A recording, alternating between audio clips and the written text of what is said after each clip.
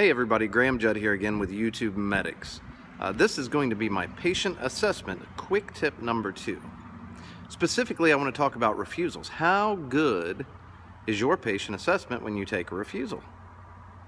Now, we all know the medics that'll type into the report, patient not found, or canceled on scene. We know who they are. We worked with them. But how good is your assessment? See, a patient refusal is probably one of the most important things that we will actually have to deal with as a paramedic. And the reason for that is when we accept a patient refusal, the burden of liability rests fully on our shoulders.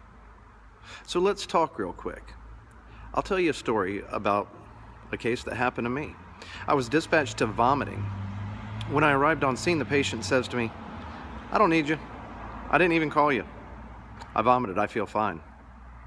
He says, "A lady drove by, said it looked like I was going to pass out, so she called." And I said, "Well, okay, we're here. Why don't you let us go ahead and take a look at you anyway, since you're obviously, sick today." And he says, "Okay."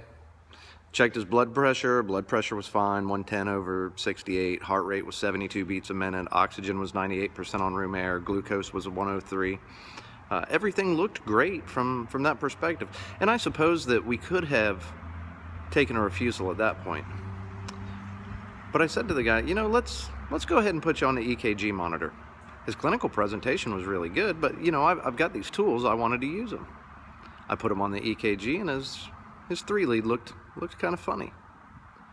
So I went ahead and I put him on a 12 lead. And when I did the 12 lead EKG, I found massive elevations, 2, 3, and AVF. And I said to the gentleman, I said, "Well, you're going to the hospital with us today. You're having a massive heart attack." Now, had I not asked him if I could further assess him, had I not asked him if I could put the EKG monitor on him, and had I not done a 12 lead EKG, I could have accepted his refusal because he was A&O times 4. But I would have been back out there 30 minutes later and working a guy in cardiac arrest. Instead, I got him to the hospital, and he was up in the cath lab within 20 minutes.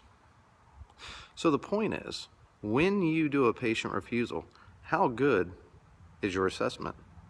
Are you going to do a thorough assessment, or are you going to have to show up 30 minutes later to work a code that you should have taken to the hospital in the first place? We have tools, EKG monitors, glucometers, blood pressure cuffs, stethoscopes. Guys, use your tools. Don't lose your job over a poor assessment. God bless you guys. Have a great night.